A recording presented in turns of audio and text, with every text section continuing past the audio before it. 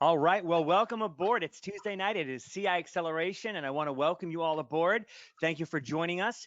First and foremost, I want to welcome my amazing co-hosts, Dana, Jenny, and Stephanie. Thank you, ladies, for joining me tonight. Hey, everyone. Thanks, Greg. Yes. How are you all thank doing? Doing good? Doing really good. Yes. Awesome. Good. Glad to hear you that you're doing well. So tonight we're going to be talking about exit strategies. And before we get started, just a couple quick housekeeping things. We are going to be able to answer questions. We finally figured it out. So if you have a question, please feel free to post it in the questions part of the control panel.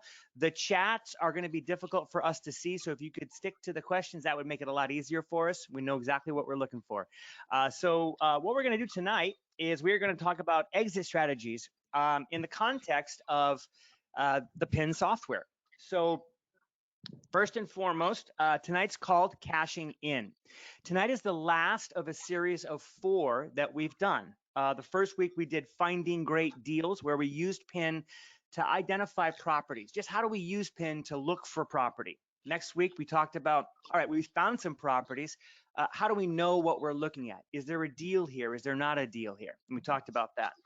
Last week, we talked about finding the owner, like what are the different ways to connect with an owner, and we showed you all the amazing ways that PIN can help you.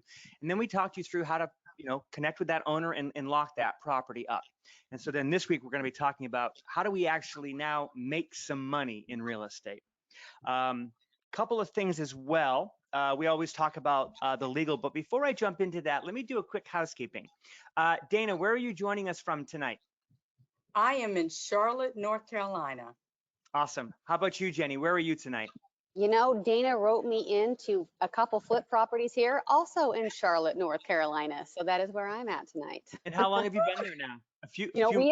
We've been here since October. We did take a pause break in December. We went to Mexico and Utah for a hot minute, but yeah, back in Charlotte for another couple months. And we just closed. Dana and I actually just closed on a JV deal in Georgia. So we're just making our way across the U.S. It's rock and roll time. I love that. I love that. And Stephanie, where are you from tonight? I am in Bonita Springs, Florida tonight. Very cool. Well, I'm in Wesley Chapel, Florida, just a little bit north of Tampa. And what we want to know is, where are you all from? Tell us where you're from. You can be anywhere, right? Anywhere in the world right now. Well, I mean, anywhere else but here. And so we just want to thank you for being here and joining us. And we'd love to know where you are, just to get a sense of, the kind of folks that are all over the country. And that's the cool thing about PIN is it's a nationwide product. You can use it in any market in the country. So, yeah. Oh my gosh. There's somebody from Australia right now. You said anywhere in the world. Hawaii. Yes. That is amazing. Well, Ava, thank you so much for joining us. That's awesome. It's great that you asked that, Diego. I'm going to actually share something with you here in just a minute about how you can find these. So before we get moving forward, let's just really quickly cover the legal disclaimer.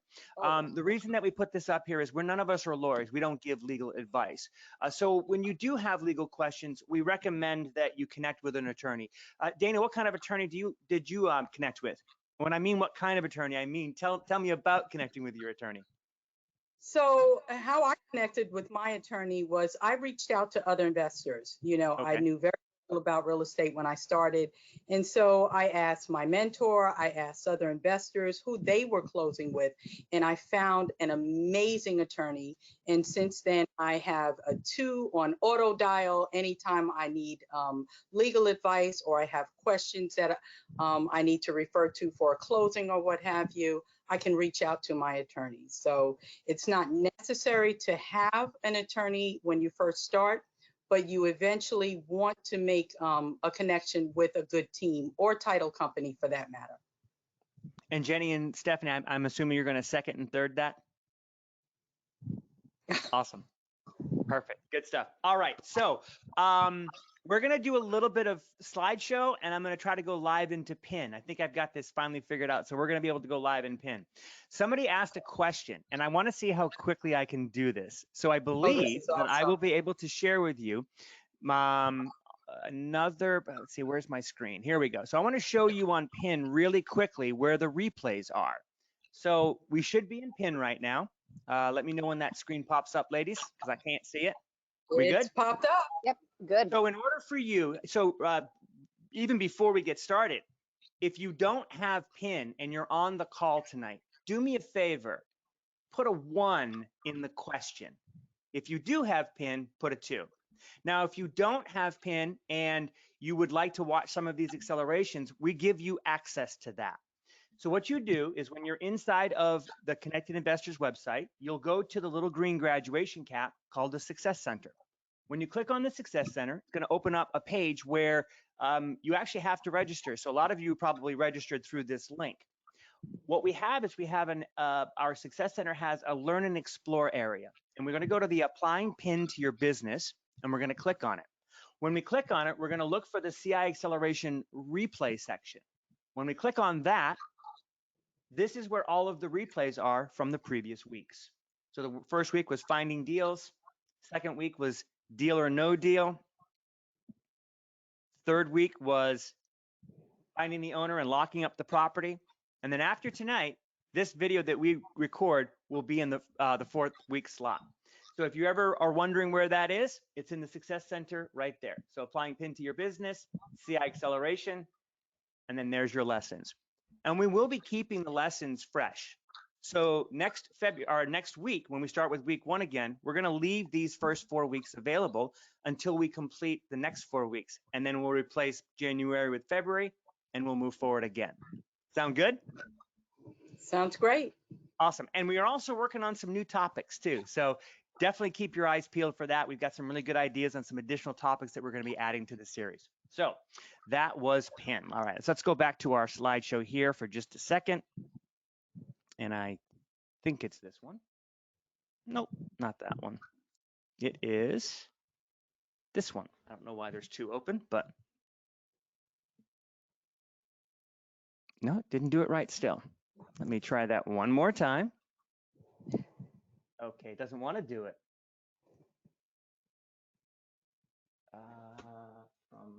There we go.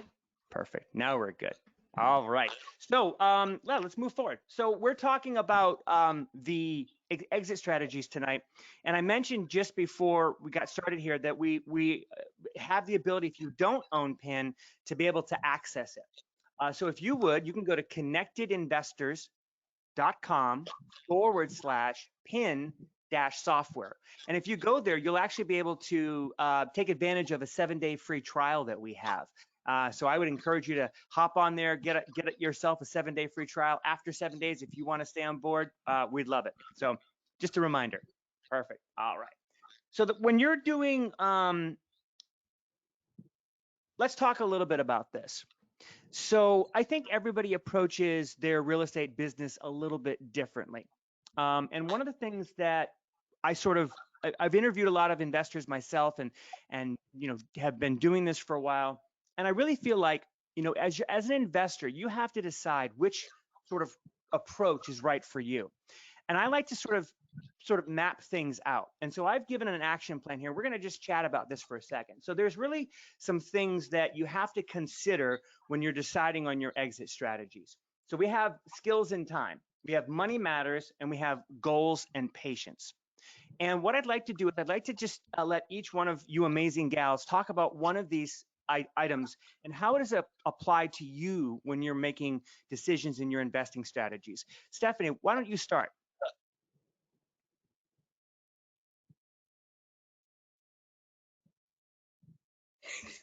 Are you talking? Am I missing you? Oh, sorry about that, guys. He's reading. No. Can you hear me now? Yeah. Hello?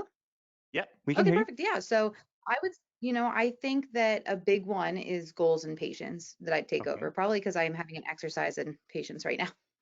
Tell us about you can, even if you've been doing this a long time, whether you're starting or you've been doing this a long time, you need to set goals for yourself, and then you do need to have patience and just keep working towards those goals. And so a big thing I've been talking to my team about, so it's been probably some of the driest 60 days that we've ever had, right? We just are not getting deals in from a wholesale perspective. It's been moving super, super slow. And there's a strain on everyone, right?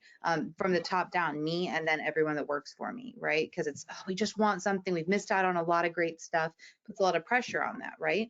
But if you set goals, so for us, our goals are KPIs, or key performance indicators. for reach outs, right? So if you're going to be cold calling, or you're sending text messages, or you're doing mailers, and whatever your KPIs are, or whatever your goals are, make sure that they're actionable, make sure that they're written down so that you can actually make sure that you're hitting them, right? And what I'm telling them is, if you keep hitting those KPIs, right? If we're all putting in the work that we are all working so hard, you will see results, right? But you have to have patience. In sales, which is what this is when you're reaching out at first, or in real estate, right? Right. It doesn't always happen. You have ups and downs, but if you give up, it's never going to happen. So just keep hitting those KPIs, keep putting one foot in front of the other, and you're going to succeed. So that's my 2 cents on goals and patience right now. I love that. My Love mentor told me, my mentor one time told me, he said, there's only one way to fail in real estate. He asked me this question. He said, Craig, what's the one way to fail in real estate? And I thought about it for a minute. I didn't answer quickly. And I'll be honest, I didn't get the answer. And I said, I don't know. He said, quit. That's the only way to truly fail, is to stop doing it. Because it's a sales game, because it's a numbers game. If you have good goals and you're persistent, you have patience, you will ultimately find success. So thank you for sharing that, Stephanie. Jenny, which one? Well, you can do skills and time or money matters. So I hate that I have to choose one of the three because I feel like they all truly go hand in hand. That's right. For me though, I'm going to say honestly, skills and money. So I got to go with the top two. Right? What skill set do you bring to the table? Are you a contractor? Are you familiar with rehabbing a property? And if you're not, you absolutely can hire that out. That definitely minimizes your ROI, your return on investment, but it is absolutely doable.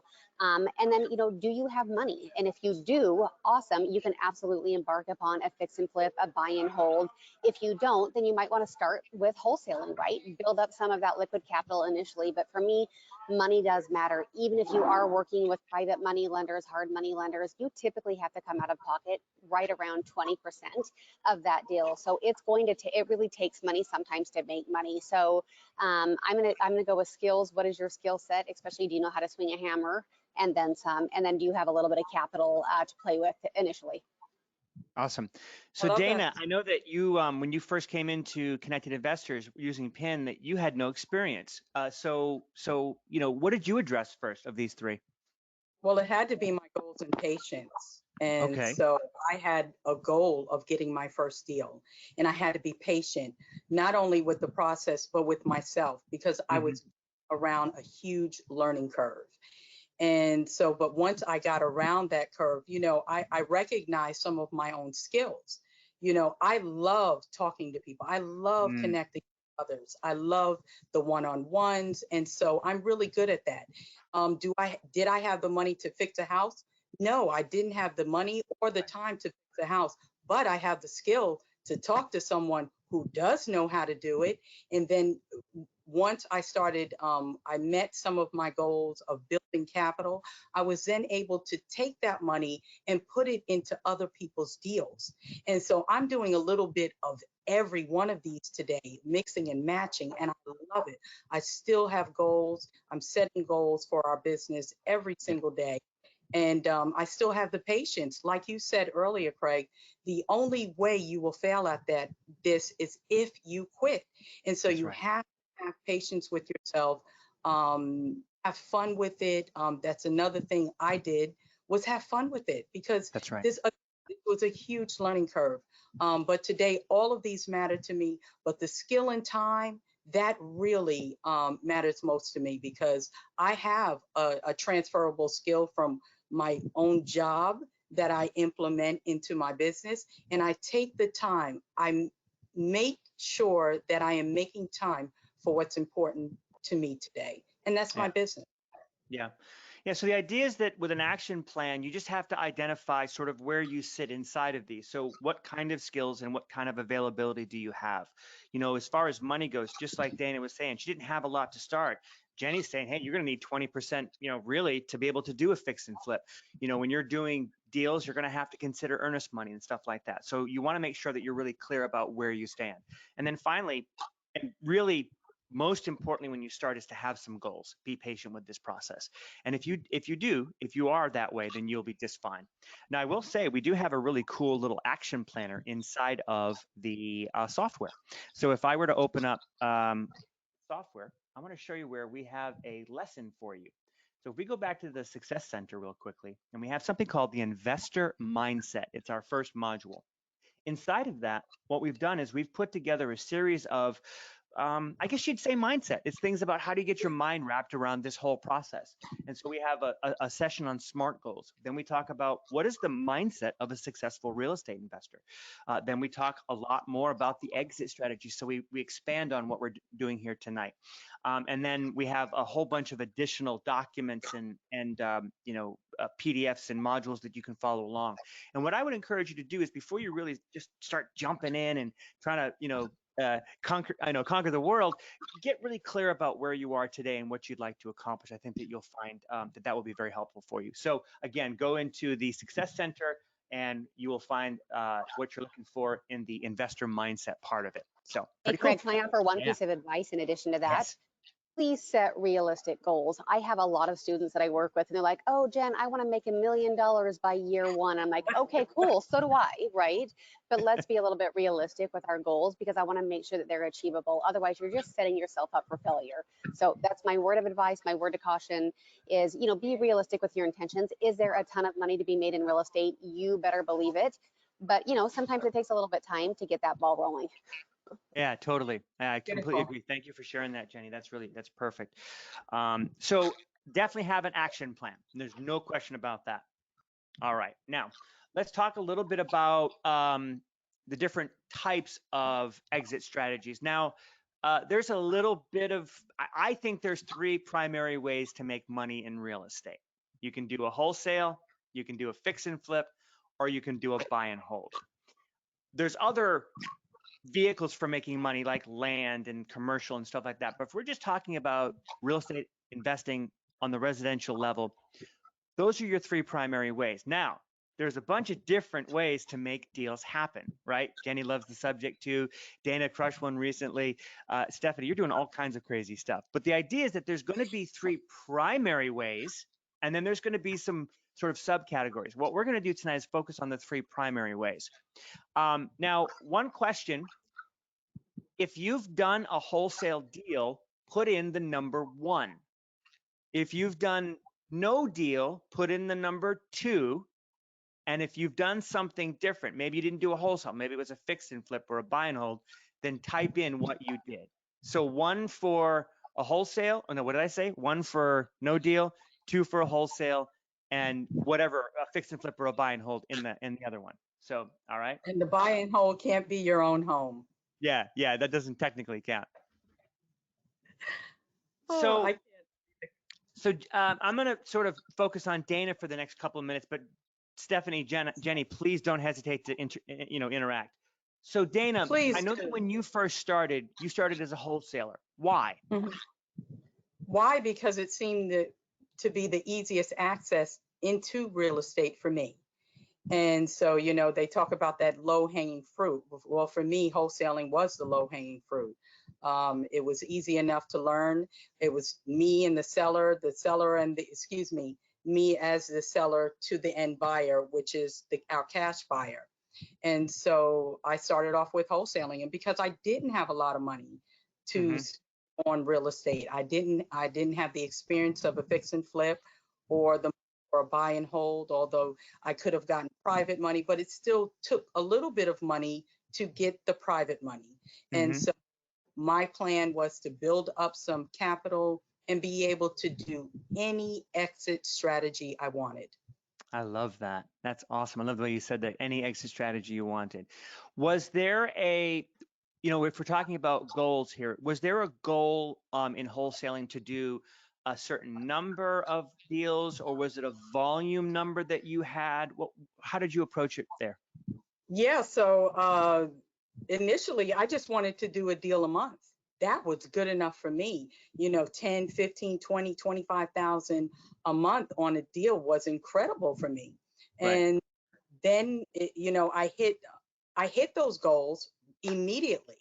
right out the gate, as soon as I got my first 3 deals, month after month, I was getting deals under contract and being able to assign them. And then I hit a lull where I didn't get anything. And so that's where, like Stephanie's mentioned, you have to practice a lot of patience because being so early in the game, I started questioning my own abilities. Am I cut out for this? Does this really work? Well, I already knew real estate was the #1 vehicle that could create the wealth that I was looking for. Right. All I had to do was stay consistent. And as soon, I think it was month 4, I closed on 3 deals, after, not getting any deals for 4 months. And that was the consistency aspect of it. And I hope I answered the question. Yeah, no, you totally did. Like the idea was, the idea is that you went into it because you had, well, no, that's okay. You had to create a nest egg sort of thing. You had to create some capital so that you could do any exit strategy you wanted. And would you say that the sort of the averages have been average for you? Are you averaging? I actually think you're averaging a little higher than this, aren't you? I think so too. Yeah. But there have been times where I've only averaged 6,500 or 5,000, and I was good with that because it was more than what I had. And so always, as long as I am making an assignment fee, I'm happy with it.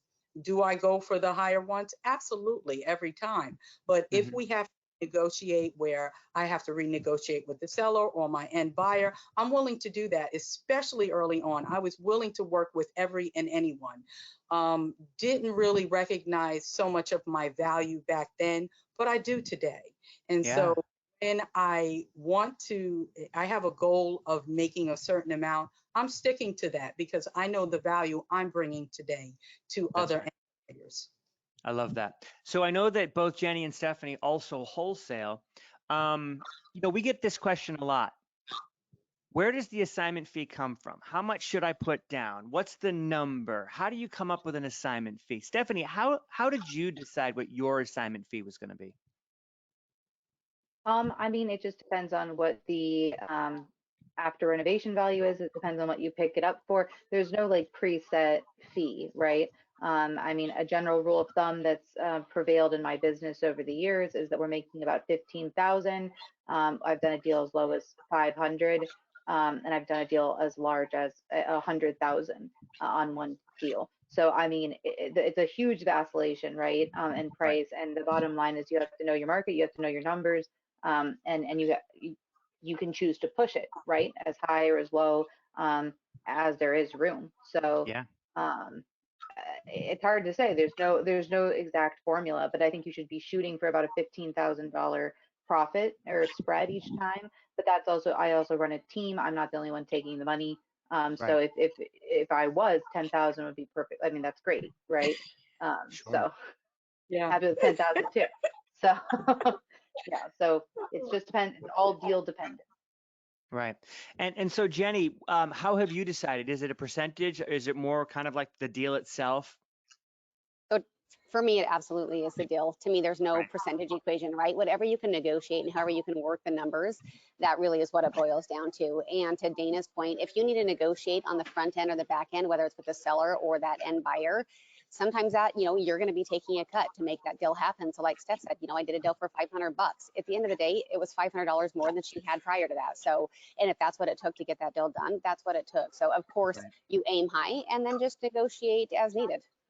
Yeah, no, I love that. I love that. So the idea with a wholesale is really, really, really simple. It's basically you find a distressed seller. Where do we find distressed sellers, guys? Sorry, pin. No, of course. We use pin. So we're looking for all them motivated sellers. We've already talked about this on one of our others, but Dana, what property deal type do you tend to focus on with a wholesale deal? Vacant properties with absentee owners. While I do pre-foreclosures as well, it's mainly vacant absentee owners we like to focus on. I love that. And I know that, Jenny, you focus on fixing and flipping. And so what's my question? I've completely forgotten my question. I don't know. Go to the next slide and let's just dive into let's talk about cashing in. Yeah, well, yeah, exactly, right. So when you're doing sort of a because you're doing the fix and flipping, you have a deal type that you really like. But would you agree with the vacant, absentee owners? Any other maybe property deal type for the wholesale that you think is better, or you know, more I don't know, better, I more don't better? think one's more lucrative than the other, right? To me, it's always just a numbers game. It's all about volume. How many people are you reaching out to? So to me, as long as they're motivated and you have got the conversational skills to build a rapport with that homeowner, at the end of the day, that's all that matters. We're just looking for some sort of motivation, whether it's vacancy, maybe they're in probate, maybe they're in pre-foreclosure. It really doesn't matter. It's how you handle that conversation and negotiation. Right. And then for you, Stephanie, do you have a deal type that you like over the others, or are you open to anything?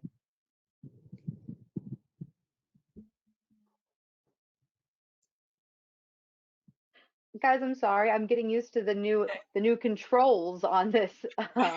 So it kept asking me to change my name over and over again. I'm like, no, I want to speak.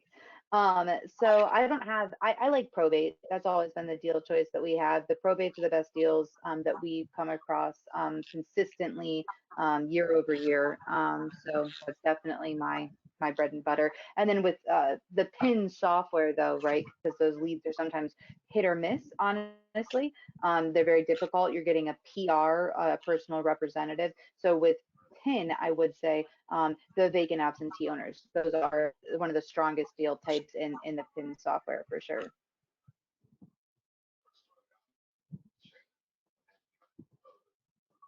Craig, we can't hear you. We can't hear you.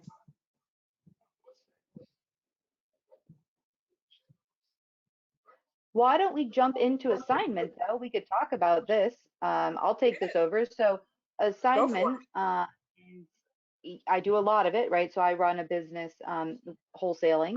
And so the assignment is basically how you make the money, right? I think that's kind of unclear for a lot of people jumping into wholesale real estate, right? Like, where does the money come from? So the money comes from putting a property under contract. So you've reached out to that motivated seller lead off PIN, that vacant absentee, the landlord, they're tired, they want to get rid of the property, they're willing to sell it to you for $200,000, right? That's fantastic. You love it for $200,000. You know why? Because Billy on the back end wants it for $215,000. So you know that you're going to put the property under contract, and then you're going to use something called an assignment contract and assign the rights to your contract to Billy. And so Billy will actually close on the deal and you collect the difference. So you'll show up on the settlement statement, and it'll be a $15,000 assignment fee to you, and Billy will actually bring the money to the closing table. And there it is in a nutshell. There you're, Craig, we still can't hear you. So the assignment contract is simple. It's something that you could find on the contract genie in PIN. Right. And that's an amazing, simple sheet of paper. I mean, it's 1 or 2 pages. The more in depth that you get with your business, you can start with this, and then you can always go to an attorney to get yourself a more concrete, solidified contract. But PIN has that for you to get you going, right? So that's how you're making money, is that simple assignment contract with your end buyer. And that's how you make money wholesaling. We've simplified it. There's perhaps a few more steps when you get into it, but truly that is what it is. You're finding a motivated seller and you're assigning that contract to an end user who will actually use their funds to pay. That's right. And your end buyers are normally your fix and flippers, your buy and hold people. And back to what Stephanie was saying about the contracts, is when you're looking for your contracts and Contract Genie for the assignment contracts, you'll find it in the business section of Contract Genie. And your purchase to offer to purchase contracts, you'll find in the real estate section. We're having a little bit of technical difficulty, so forgive us here while we navigate through. Can you guys hear me okay? I should be on a different microphone now. Yes, we can hear you now. I'm not sure what happened to my mic. It must have died, so no worries.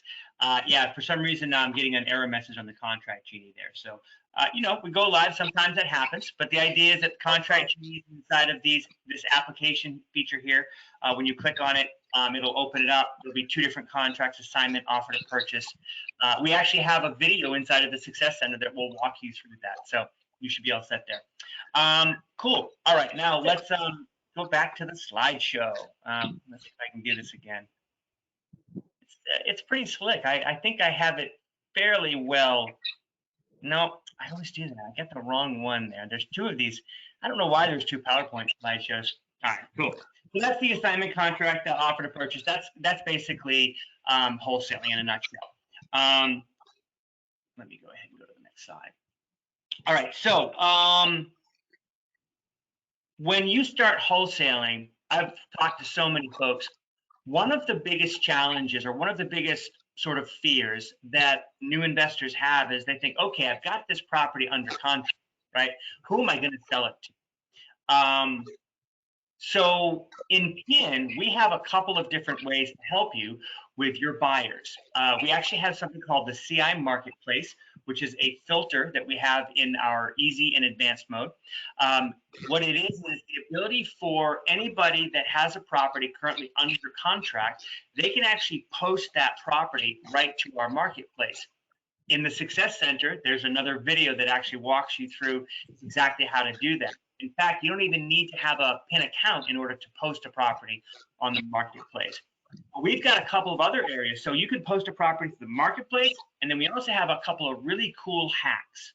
And the way that it works with the hack is inside of our advanced mode, which we actually go on in another video as well. I also have it in the training.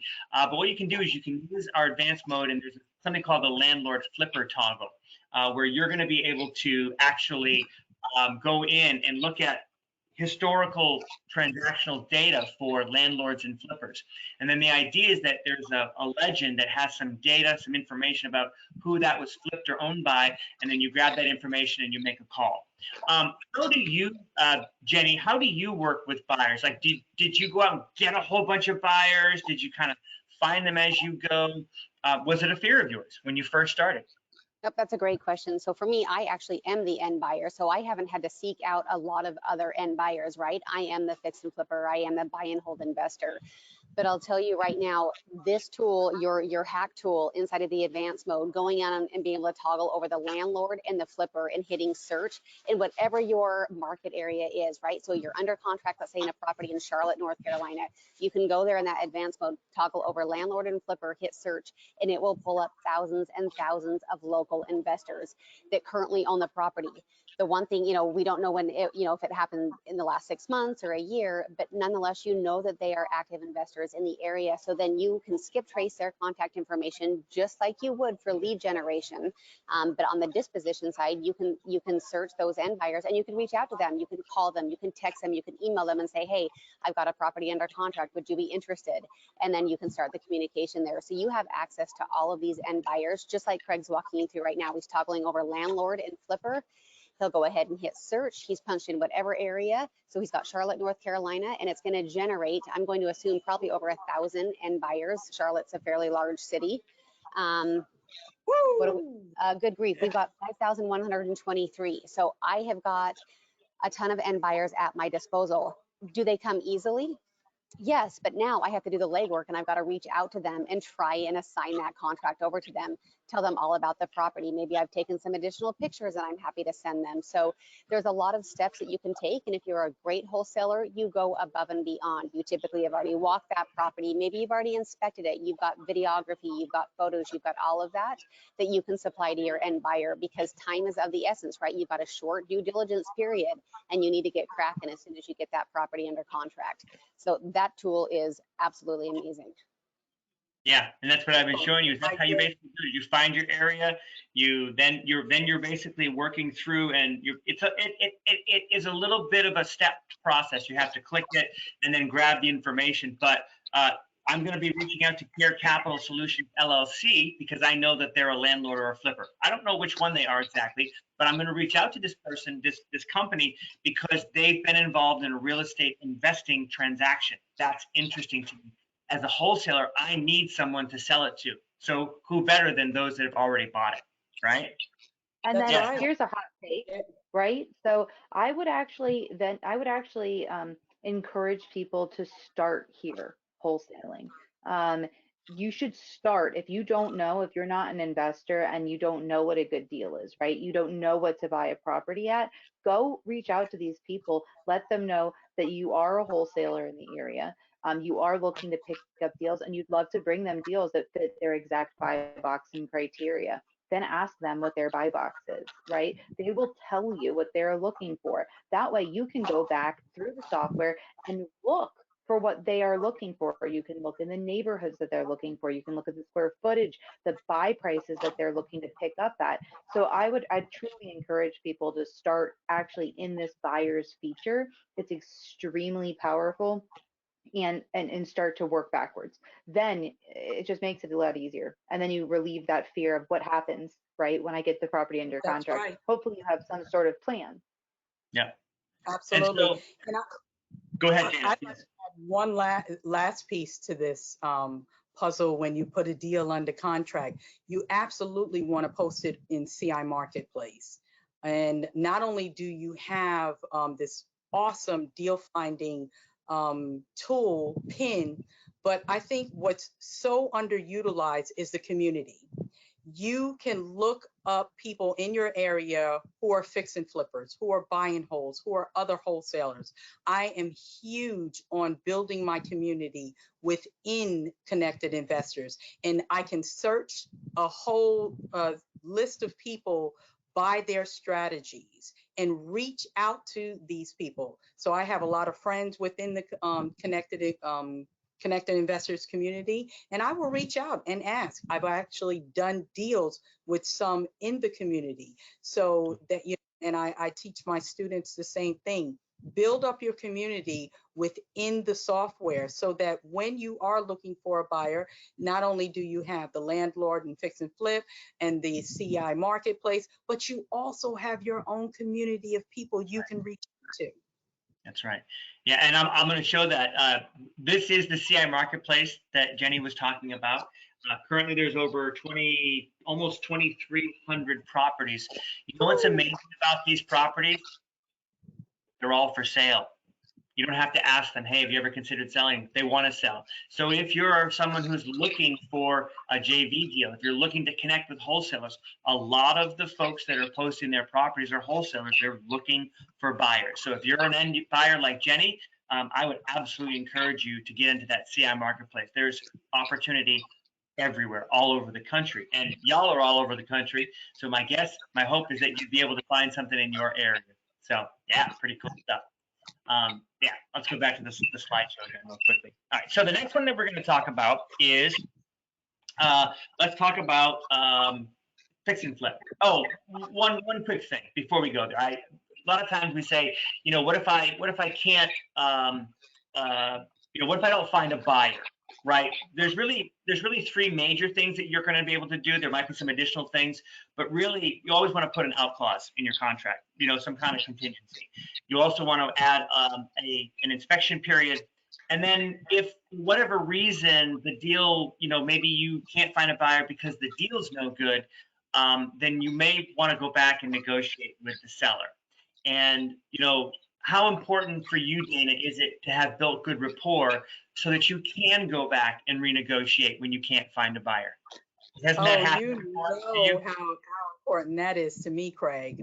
That's the first thing I'm building on when I'm in contact with the seller who especially is motivated to sell.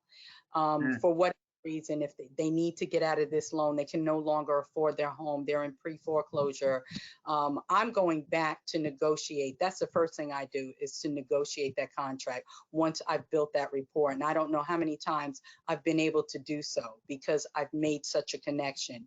But at some point for me, it's no longer just about the deal and me making money. It's about me doing what I said I was going to do for the seller, because I build up that much of a connection. And now I'm feeling the emotions of what they're going through. And I want to make sure that the deal gets done. And so if that means that I have to take a cut on my assignment fee, I'm always willing to do that. I love that. Awesome. Very cool. Thank you. All right. So let's talk about a little bit about fix and flip. And Jenny is our fix and flip queen. So how did you get involved with fix and flip? So yeah, I love it. So I got involved in fix and flip one because of the skills that my husband and I brought to the table. So my husband is a general contractor, which is huge. So And he's Christy, great. he is great. So Christy asked a question, you know, as a flipper, how do you decide on a contractor to fix your flips? Well, luckily for me, I've got one literally in my back pocket, which is huge, right?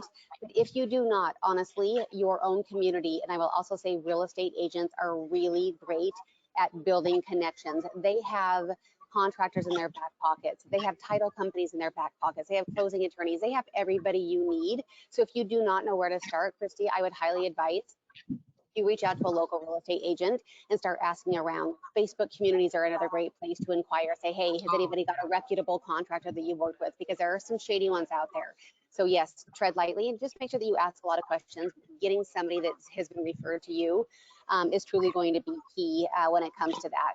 And then really quickly too, I know Charlie Fulton asked a question, do private investors do construction loans? The answer to that is yes. They do both bridge loans and actually fix and flip loans where you can actually get a construction loan as well too. And they a lot of times will fund at 100% construction costs. So hopefully that answered your question, Charlie. Okay, so let's talk fix and flip. So really, there are a million different ways that you can approach a fix and flip. So one, how do you acquire the property? I can go direct to the seller, right? I can eliminate the wholesaler. Does that always happen? No. Am I opposed to working with the wholesaler? Of course not. If somebody can bring me a great deal that still has a great spread for me on the back end, that ROI, that's all that I care about. I could care less what your cut is. If my numbers work and jive, then let's rock and roll. Let's do this deal together. So I am truly working either with the seller or the wholesaler. Maybe I'm buying a property at auction. I acquire properties in a myriad of different ways. And then we basically go in and we literally hands-on, we actually rehab our own property. So we go in from head to toe. Some are great, some I promise you not so great. They're absolutely horrible, actually. But on the flip side of that, right, then we go ahead and we put our property up on the market. I'm also a licensed real estate agent, so if I list a property in the state of Utah, I will market my own property. So again, I'm cutting out another middleman from that equation, and I'm taking a bigger piece of that pie. Average gross profit, as you can see here, is $67,000. So I've done deals, honestly, where I've made $20,000. Was I on that project maybe for 2 weeks? Sure, it doesn't matter. You know, but I've also, where I'm actually in a deal right now where my latest fix and flip here in Charlotte, I'm gonna make $100,000. So it just depends on, you know, there's all sorts of different projects that you can embark upon. But again, you got to think of the time that is involved here. It is truly a labor of love. So my general rule of thumb is for every 1,000 square feet of property that we embark upon, it usually takes us about 1 month. If it's 2,000 square feet, 2 months, so on and so forth. Unless you run into wonderful hiccups like foundation and, you know, some of those kind of big ticket issues. But that's really how a fix and flip happens, right? So you're working, you know, you're acquiring the property and then you're selling it on retail. You're getting that ARV price point because you've done all of the work to that property. Love it. So so basically do you approach the initial, when you're, you know, going through the fix and flip, when you're in mind, you're thinking fix and flip, are you negotiating the deal differently, or do you still sort of negotiate a cash offer? Is it a little bit different for you when you're doing that? Honestly, to me, numbers always play a part. So if I go in with a cash offer, you better believe it's quite a bit lower. But if I can be creative with that deal, if let's just say they are in pre-foreclosure, I know they obviously have a debt, they've got a promissory note against this property. I would much rather utilize their debt to value ratio versus tapping into my own, right? So I'm going to try and acquire that property and do a subject to type deal. And if that is the case, I'm willing to pay them a little bit more, right? Because I want it to be a win-win. I want them to walk away with cash in their pocket, but it also just saved me potentially from having to go get a private money loan. I now avoid origination fees and costs that are associated with taking out a loan. So it really just depends on what's going on with the property. You better believe I'm always going to offer an all cash price point. But it comes in low. It has to, right, to make the spread work. And then we'll start to get creative. And then we can turn these all sorts of ways. You know, if you end up not being able to sell it, maybe I can turn around and do a seller finance deal, and I can do a wrap mortgage on a DSCR. So there's all sorts of fun ways to structure a fix and flip that we could take another 5 hours to talk through. So yeah, I'll share everybody. Yeah. So fixing and flipping, I think that, you know, if I were to describe it to someone that's new, I love what you said. Fixing and flipping is a labor of love. You really need to sort of, it's also incredibly high reward. So the risk is very high because the reward is really high.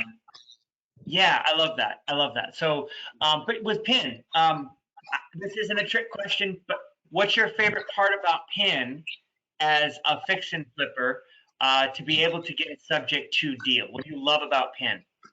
Well, there's a ton of different things that I love about PIN. First, the rehab Yep. tool in here is fantastic. I know my numbers. I can walk a property, I can look at a property and roughly guesstimate what it's going to cost me. But if you don't, if you're a newbie, the tool inside PIN, they actually do it for you. They give you a scale of 1 to 10. And I know we talk about this on another session, so I won't go into a ton of detail on that, Craig.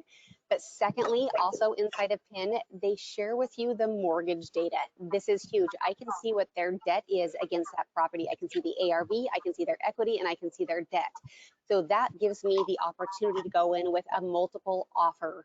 So I go in with a lowball cash offer, and then I look and see if they've got debt against the property. If they do, hey, I'll take on your debt for you. I'll even pay your arrears if you are, if maybe you've got a few months that you haven't paid.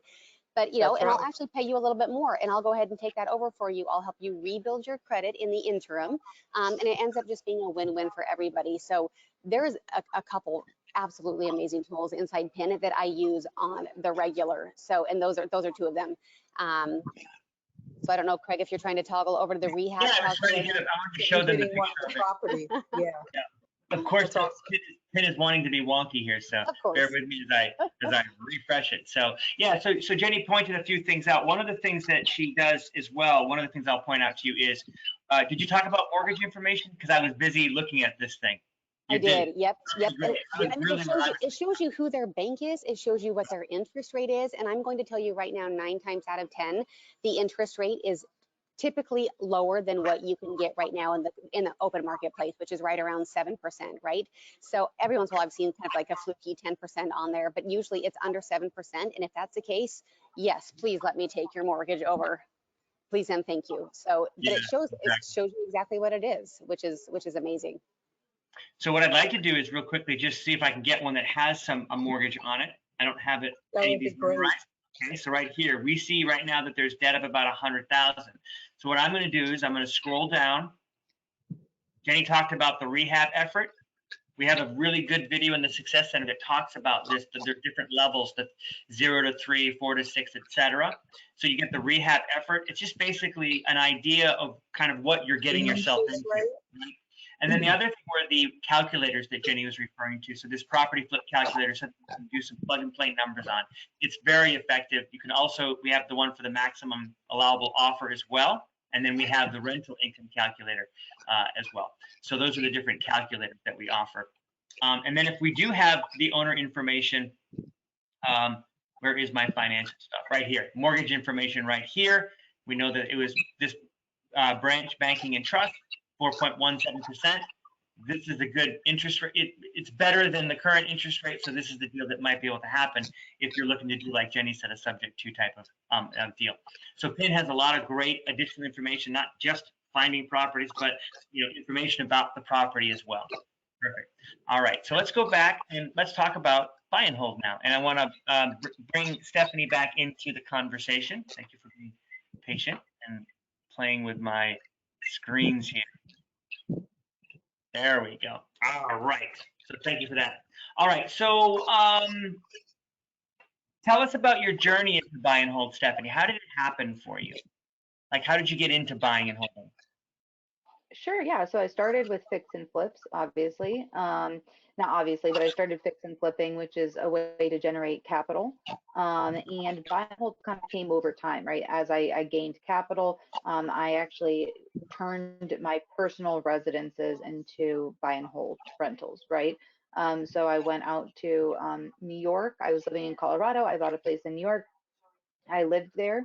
While I was living there, and I've actually done this since I was right out of college. So I was fortunate enough to buy a condo in college. I rented out the other bedroom to help me cover the mortgage, right? Something actually similar to Ross Hamilton's story. He did that in college, right? He rented out places. So similar to that, I went in and rented that out. Then I bought this place in New York. I started to Airbnb it. So I was living there, but we would vacate. So I was constantly out of my house. renting it on Airbnb. And I just did it because I was like, you know what? I think I can do this. I'm going to put it on Airbnb and we're going to just see how it goes. And so frequently I'd pack my boyfriend and my cat, and we'd pack up the car and we'd head out while someone moved into the house, and we'd find either cheaper accommodations or stay with family. And so that's how we kind of got into it, right? After I had that kind of success there, I moved out of New York, moved into Florida, and rented that full time. Again, I just tested the market on that. Are you guys getting a lot of feedback? A little bit. Yeah, it's a little bit of feedback. Okay. I'll keep going. But so basically I did that. I put it out for rent. I didn't know what I would get for rent, right? So I put it out and I got a bunch of inquiries, and I figured out I could rent it for $3,500 a month. It was amazing. And I was like, okay, I'm gonna rent it for a year.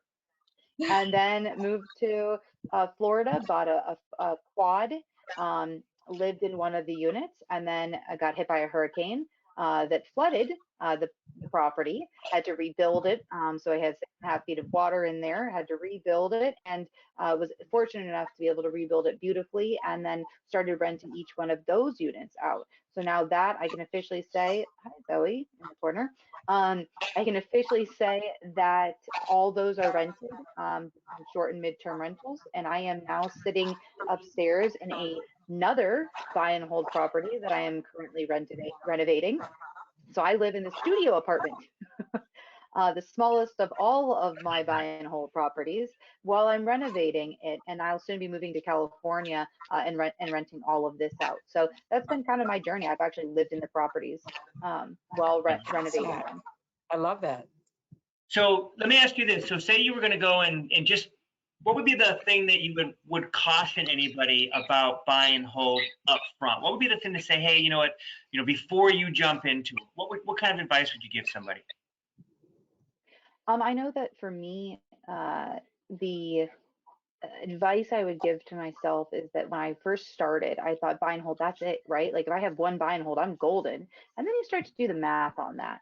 And you realize, in fact, you need 25 buy and holds to be golden.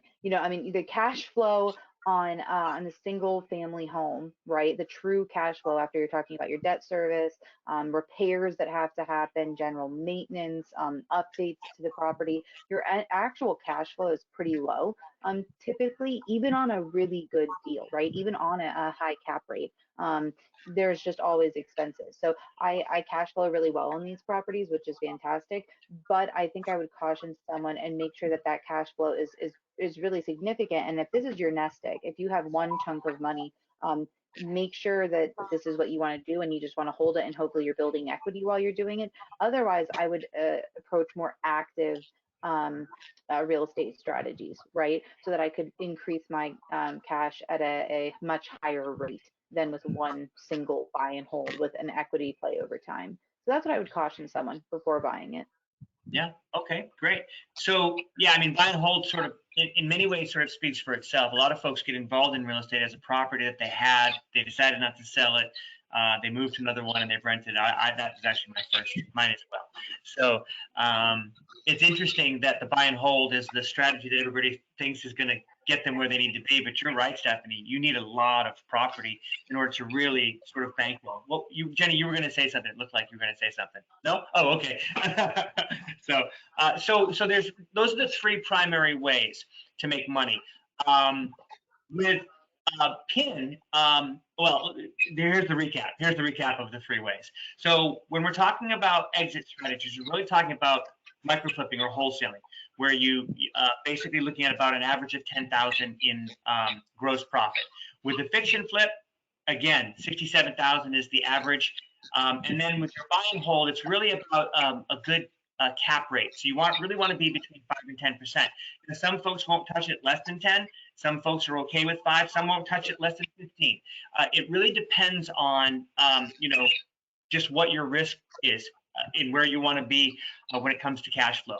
So these are It the also matters what the interest rates are. So if you're going to be financing this, it depends on what the interest rate is. If your interest rate's at 9% and you have a 5% cap rate, I mean, you're losing money month over month, and you're losing a significant amount of money month over month, right? So cap rates are only applicable if you're buying all cash. If you're not buying cash, then you need to be cognizant of what the cash flow is after your debt service. That's right. That's right. Good. Awesome. So those are the primary exit strategies. And then, so as far as funding goes, a lot of times folks are wondering, well, how do I get money? How do I get money if I want to do a fix and flip, or if I want to do a buy and hold? I just wanted to share with you some ways that are really common. So the first one is our sister company, privatelenders.com, and I'll show that to you in just a second. You can do a cash out refi, a HELOC, a home equity line of credit, personal loans, seller financing, which gets into the special, the subject to type of stuff, lease options. You can work with your IRAs. So there's a lot of different ways that you can fund the deal. And so those are just some ideas. What I want to do is I want to show you our privatelenders.com site real quickly. So if we go to, if I can type, I think we'll get there.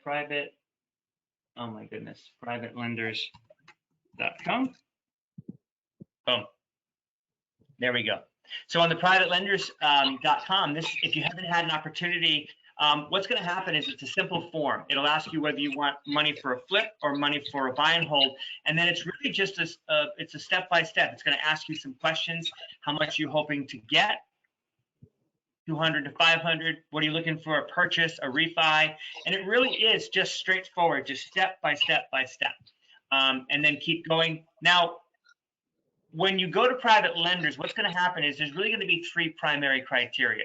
The first thing that they're going to look at is the deal itself. They're going to try to see if it makes sense. The second thing that they're going to really look at is your experience level. So if you have done a bunch of deals, like someone like Jenny could go on here because she's done so many deals. Actually, you all probably could get on there and get, based on your experience level. So if you've never done it before and you don't have any experience, then that will be a little bit of a tick against you. Actually, it'll be a tick against you. The third thing is then going to be you and your credit. So the idea would be if you have a good deal, it's a really good deal, and you've done deals, then they're going to probably not even care about your credit so much. If you've not done a lot of deals, it's a good deal and you've got good credit, then they'll be very open to working with you.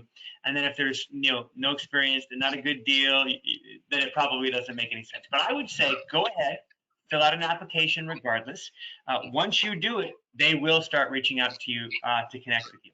So be aware of that. Awesome. And of course, if you have more questions about that, you can always reach out to any one of us. You can find us in the community. We're always open and willing to share any information that you all need. Yeah, and thank you for mentioning that, Dana. I'm going to show everybody the community really quickly. So you had mentioned the community earlier, so I just want to show you where it is. So inside of PIN, we're just on the regular homepage here. We're going to go up to the community tab. We're going to hit Smart Forums. It's going to take us to a separate page. And when it does, you'll see come on, you can do it. He doesn't want to do it. My computer hates me tonight. So anyway, I promise you it works. Does it? On your end? I don't know what's going on with it. That's okay. I may have pop-ups blocked too. But anyway, so go to our community, check it out. It's beautiful.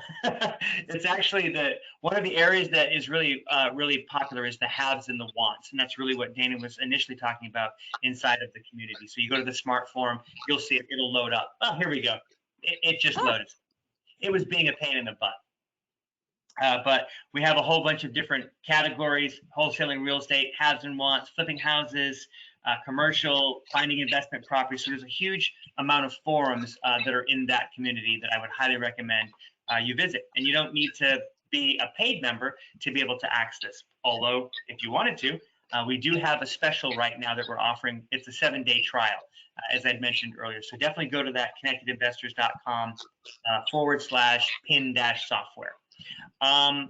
Yeah, so let's go ahead. And I guess I just wanted to I don't really think there's anything else we really need to talk about right now. I think we covered it all. Did you all want to share anything? Were there any questions that maybe we didn't answer? I Yeah. saw a bunch, but so once you get a property under, go ahead, Stephanie. Oh, I was just gonna say, I kind of like this one. Are your Okay. buy and holds move-in ready or a fixer upper? And on fix and flips, do you have insurance from MP? I don't know what insurance from MP is, so I'm gonna skip that. But are your buy and holds move-in ready, right? So it depends on what your strategy is. Personally, because my background is in fix and flipping, I also want to see, I always say, I want to see a path to a 10 cap, right? Like I want to see a path to being able to get it to a 10 cap. And you embark on that path by adding value to that property. So you go in, you take an underperforming asset, like the property that I actually bought and renovated, and the one I'm sitting in, right? You go in, it's not rented, maybe there's high vacancy, perhaps a hurricane completely drowned it, who knows? You pick. But you go in, then you renovate that property, and then you rent it out, and you increase the market rent or increase rents to a market rent, right? And I actually take it a step further than that. I actually go in and furnish my properties as well. Yes. And by furnishing them, I give myself the option to do midterm, short-term, or long-term rentals. So I like that. Other people, if you just want it to buy and cash flow, you could do move-in ready, but you're going to be looking at a lower cash flow most likely. Yeah, great question. So Diego said, once we're under contract with with an owner, can the owner sell their home out from under us and we not get anything? Is this possible, or is the owner legally bound to work with us during the contract period? I mean, yes, they're legally bound. Yes, they're absolutely legally bound. Can it happen? Can someone try and do that? Absolutely. Anything can happen. You're dealing with human beings. And so, but you having that contract gives you controlling interest over that property for whatever period of time you've specified on your contract. And so you want to make sure you are doing your due diligence by finding your end buyer if you're wholesaling that property. And in the meantime, while you're finding your buyer, you're continuing to build that rapport with the seller. I reach out to my sellers from time to time just to keep them abreast of what's going on with the situation, not sharing every little detail, but at least them somewhat in the loop so that I know that I have a good rapport with that seller, that there's no chance of any of that them selling it, trying to sell it underneath me would ever happen. Right. Yeah. Okay. Carly asked, where exactly can we reach out to you on the community? So on PIN, we all have users. So you see our full names here, Stephanie, Dana, and Jenny. Go ahead and just plug our names in. You'll see us and you can ask to connect with us. We'd love to connect with you in the PIN community. And please reach out via direct message. A lot of times we do hear from people after these sessions and we love it. Yeah. Absolutely.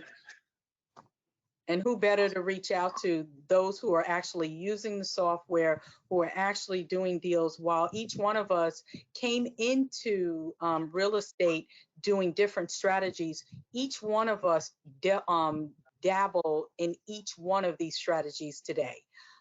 So reach out to us. We'd be happy to help you with anything that you're in need of. Awesome.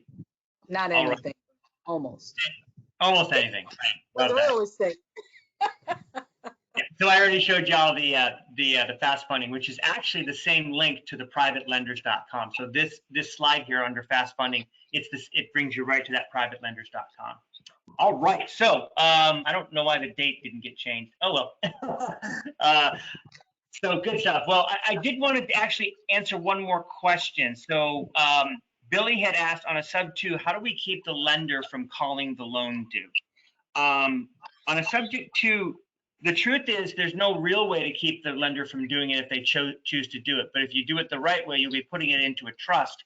And that's going to be something that's private. That won't be a public record where the bank would actually, or the lender would even know that had happened. As long as the mortgage gets paid, they don't generally care. But again, it can happen. There's no way to guarantee that it won't happen. But putting it in a trust will definitely keep it out of their eyes. So.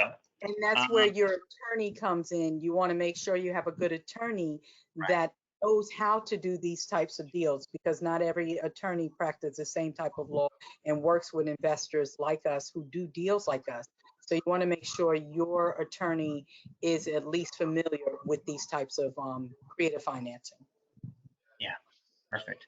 Awesome. I think that's about all the questions that I see. MP Mark Polvey. Sorry, Mark from Rhode Island. We love you. That's funny. You're our guy. Well, good stuff. Well, awesome. Well, thank you very much, Dana, Jenny, and Stephanie, for joining me tonight. I want to thank everybody that was on the call for joining us tonight. We're going to make this video available in the Success Center as a replay. I also wanted to let you all know that if there were some additional questions that you have as you're watching it, we're going to replay this live on Thursday. It'll be 7 o'clock Eastern. And what's going to happen is it's going to be a live video and someone will be there answering questions or chat. So if you decide you want to come back with some additional questions, please don't hesitate. One other thing, we do take all of the questions from all of the sessions that we do and we compile them. We're working right now on an area inside of the Success Center to have all those questions answered for you. So we'll be getting that put together very soon as well. But what I'd like to do is I want to thank all of you that joined us tonight. We had a little technical difficulties, but we got through it. That's right. Yeah, so I appreciate you three. Thank you for joining me, for adding amazing insights, and go PIN, everybody, go PIN. connectedinvestors.com/software. Jump on PIN. So I'm going to let everybody go. You all have an amazing night, and we'll see you all in 1 week for finding great deals. All right, take care. Everyone, have a great evening. All right. Thank you, Good night, you guys. Thanks, Craig, Stephanie, Jen. Bye. Thank you, Bye. Craig. Love you guys.